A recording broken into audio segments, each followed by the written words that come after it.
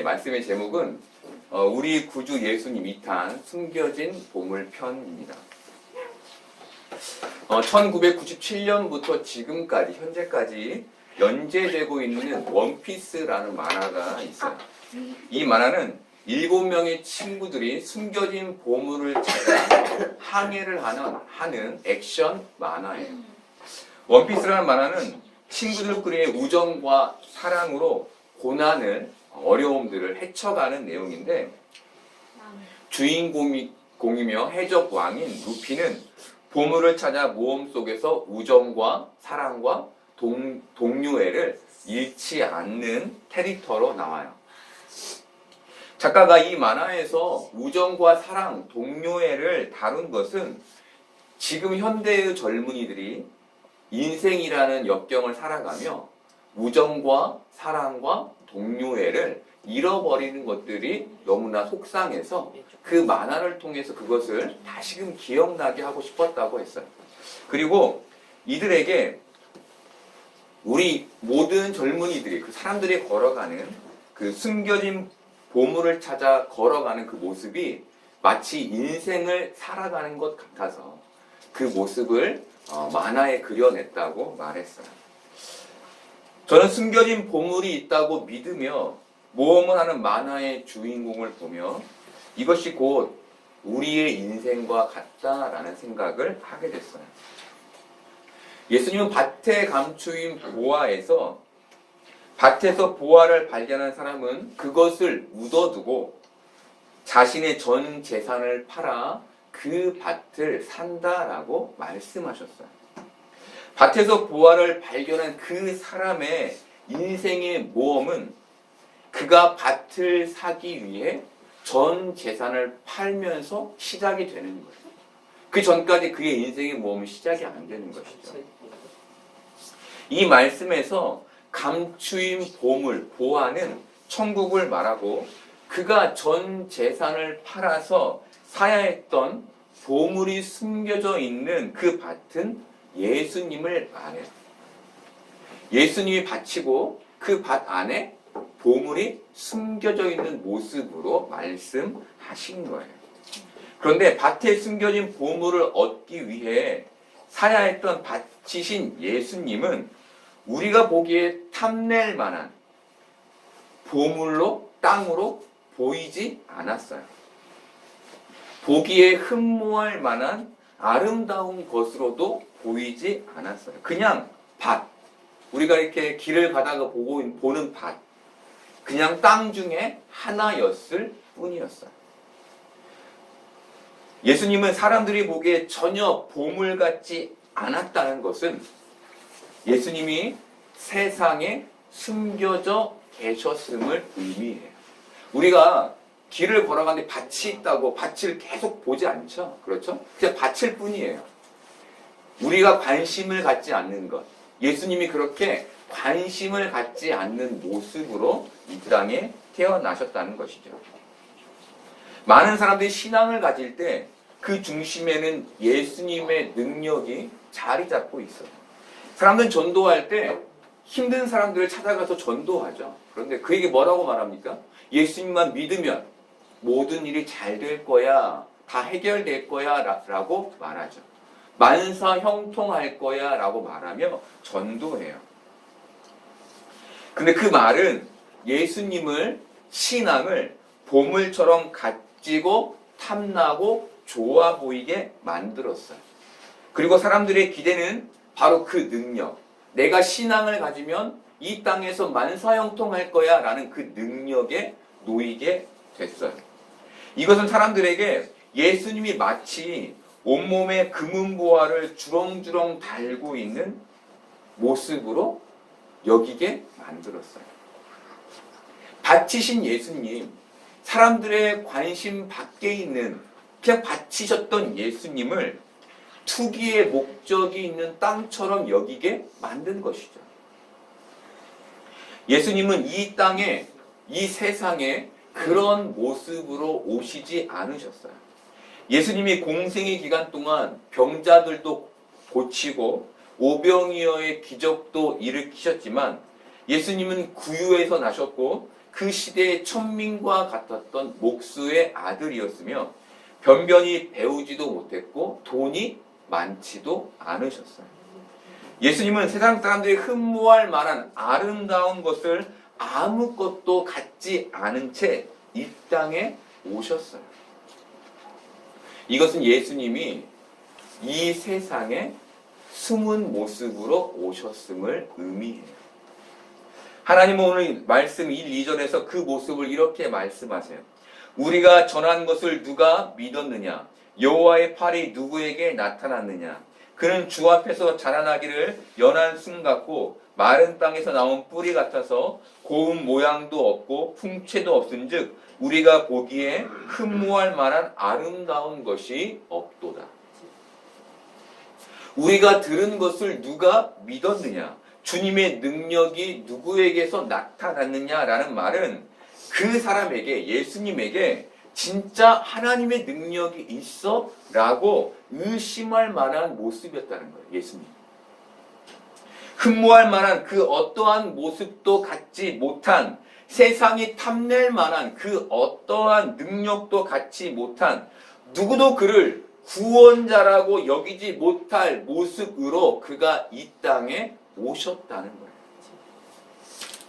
세상은 힘과 권력 그리고 돈과 능력을 믿어요. 그걸 가진 자가 리더이고 그걸 가진 자를 리더로 인정해줘요.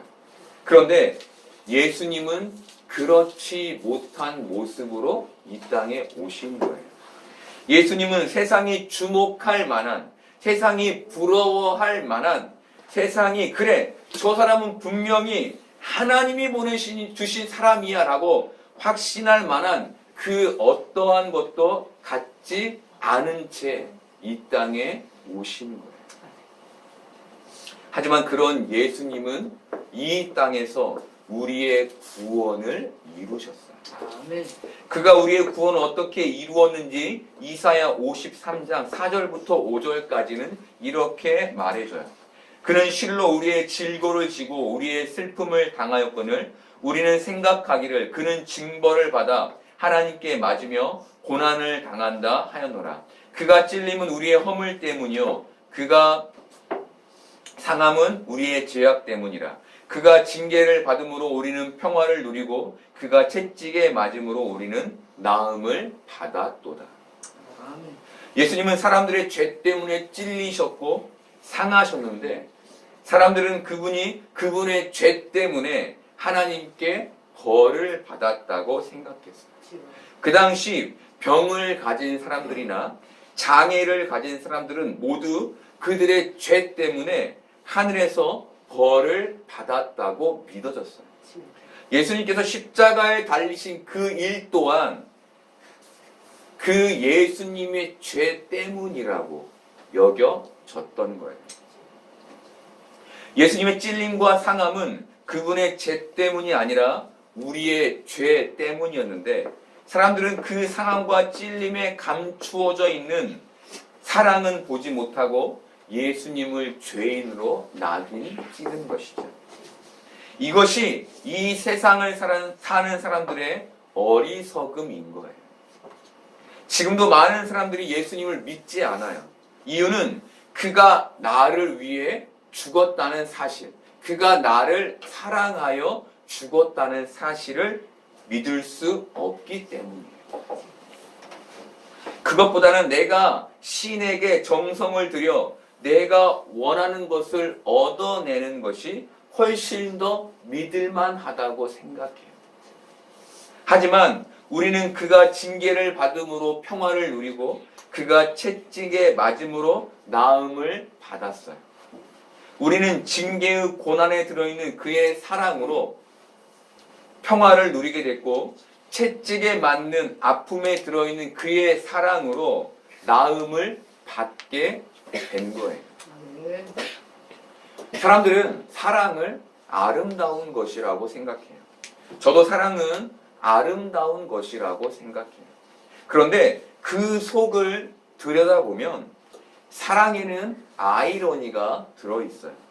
그것은 그 아름다워 보이는 사랑 이면에 고됨과 노력과 애씀이라는 아름답지 않은 상황들이 들어있는 거예요. 예를 들어 갓 아이를 낳은 엄마는 아이를 위해 새벽에 젖을 물리는 수고와 새벽에 기저귀를 가는 수고를 감내해야 하고, 아이가 감기라도 걸려서 열이 나면 밤을 새는 수고를 감내해야 해요. 아이의 탄생이라는 신비로움의 기쁨보다 사랑이라는 수고가 훨씬 길고 고돼요. 남자와 여자가 사랑해서 부부가 됐어요. 그런데 부부가 나이가 들어 그중 한 사람이 치매에 걸린다면, 부부 중 한 사람은 대변과 소변을 받아내야 하는 수고와 하나씩 다시 설명해 줘야 하는 수고를 감내해야 해요. 이것이 사랑의 모습이에요. 이것이 사람들이 아름답다고 하는 사랑의 실제예요. 반대로 생각하면 수고와 애씀이 없는 사랑은 사랑이 아닌 것이죠. 예수님께서 우리의 죄를 대신해 우리 때문에 징계를 받으셨어요. 그가 우리 때문에 징계를 받으셨다는 것은 그가 우리를 진짜 사랑하셨다는 증거인 거예요. 크리스마스인 오늘 우리가 보아야 할 것은 예수님의 그 사랑이 흠모할 만한 모습 없는 그 예수님 안에 숨겨져 있었다는 거예요. 하나님 6절에서 이 모든 일을 하나님께서 그에게 담당시키셨다고 말해요. 하나님께서 우리의 죄악을 그에게 담당시키셨을 때는 우리가 그릇 행하여 각기 제 길로 행할 때였어요. 우리가 예수님을 따를 때 우리의 죄를 해결해 주신 것이 아니라, 속량하신 것이 아니라, 대속해 주신 것이 아니라, 우리가 하나님께, 예수님께 전혀 관심이 없을 때 하나님께서 우리의 죄악을 예수님께 담당시키신 거예요. 세상에서, 세상이 좋아서 세상을 살고 있을 때 하나님의 사랑은 이미 우리 안에, 우리에게 영향을 끼치고 있었던 거예요. 이 사실을 3000년 전에 이사야가 알았고 2000년 전에 예수님이 십자가로 이루신 거예요. 이사야는 2절에서 1000년 후에 있을 십자가 사건을 이미 일어난 과거형으로 말해요. 주석에는 이사야가 십자가 사건을 과거형으로 쓴 것을 예언의 메시지를 너무 명확히 보았기 때문이라고 기록해요. 마치 이미 일어난 일을 기억하듯 봤다는 거예요. 예수님은 우리의 죄악, 우리의 더럽고 추한 부분을 치우시기 위해 고난의 십자가를 짊어지고 죽으셨어요. 그가 그 사랑을 그 약함으로 우리에게 이루어내신 거예요. 예수님은 세상의 강력함을 가지고 이 땅에 오시지 않으셨어요. 아무런 볼품 없이. 그래서 그에게 무슨 놀라운 일이 일어날 수 있겠느냐라고 생각할 만큼 아무도 그에게 관심을 갖지 않는 그 모습으로 약하게 이 땅에 오셨어요. 그렇게 그는 세상에 숨겨져 계셨던 거예요. 하지만 그 안에는 놀라운 하나님의 사랑을 담고 계셨어요. 크리스마스인 오늘 우리가 진짜 보아야 할 것은 바로 이 약함 안에 숨겨진 하나님의 사랑인 거예요. 지난주에도 말씀드렸지만 기독교는 세상이 보기에 강한 하나님을 믿지 않아요. 기독교는 그의 백성들을 사랑하시는 하나님을 믿어요. 그래서 하나님이 세상에서 강하게 드러나지 않으셔도 우리는 그의 사랑을 의심해서는 안 되는 거예요. 이미 우리가 그의 사랑 안에 있기 때문이죠. 강한 것을 추구하는 사람들은 예수님께서 십자가에서 돌아가신 이유를 이해하지 못해요. 왜 죽어야만 했냐고 말해요. 강하다면, 능력이 있다면 죽지 않고 살아서 그 일을 이루어야 하지 않겠냐고 말해요. 이것이 세상의 법칙이죠. 하지만 기독교는 죽음, 약함의 법칙을 가지고 있어요. 그래서 세상의 법칙을 가지고는 기독교의 진리를 깨달을 수가 없어요. 세상의 법칙을 벗어나야만 기독교의 정수를 누릴 수 있는 거예요. 그래서 세상 사람들이 하나님의 사랑을 잘 알지 못하는 거예요. 그 세상의 법칙에 갇혀 있어서 그 세상의 법칙 속에서 예수 그리스도의 사랑을 보지 못하기 때문에 우리가 이사야서를 보아서 알지만 사람들이 우상을 섬기는 이유는 세상에서 강해지기 위해서였어요. 누군가를 희생시켜서 나의 욕구를, 나의 욕심을 충족시키는 게 그들의 방법이에요. 하지만 진짜 사랑은, 진짜 강함은 누군가를 위한 희생에서 나와요. 사람들은 돈과 힘이 세상을 움직인다고 생각해요. 하지만 세상을 움직이는 진짜 힘은 사랑이에요. 부모가 자식들을 위해 희생하죠. 그 희생으로 자식들은 성장하고 성장한 그들이 이 사회를 움직여가요. 세상은 그 애씀과 수고와 돌봄과 노력이라는 그 희생, 그 사랑으로 움직이는 거예요. 사랑은 세상의 기초이며 원리예요. 그리고 그 정점에 예수 그리스도의 희생, 예수 그리스도의 고난, 예수 그리스도의 십자가 사건이 놓여 있는 것이죠. 우리는 십자가 사건에서 하나님의 사랑, 그리스도의 사랑을 보아야지 강해지고 높아지고 싶어서 소원을 빌어서는 안 되는 거예요. 십자가는 그런 의미를 가지고 있지 않는 거예요. 세상 사람들은 보지 못하는 그 십자가 약함에 숨겨져 있는 희생의 사랑을 우리는 보는 사람들인 거예요. 이 사랑이 우리 신앙의 근간이 될 때 하나님께서 우리의 요구에 응답하지 않아도 우리는 그 사랑을 의심하지 않고 떠나지 않을 수 있는 거예요. 하나님 10절에서 그의 영혼을 속건제물로 드리게 이르면 그가 씨를 보게 될 것이라고 말씀하세요. 속건제물로 드리기에 이른다는 것은 십자가의 대속을 의미하는데 그 대속을 믿는 자, 다른 말로 그 사랑을 믿는 자들은 그의 씨, 바로 그의 자손이 된다는 말씀이에요. 요한복음 1장 12절에서 요한은 영접하는 자, 곧 그 이름을 믿는 자들에게는 하나님의 자녀가 되는 권세를 주셨다라고 말했어요. 예수님을 영접하고 그 이름을 믿으면 하나님의 자녀, 바로 하나님의 씨가 되는 은혜를 주신다는 거예요.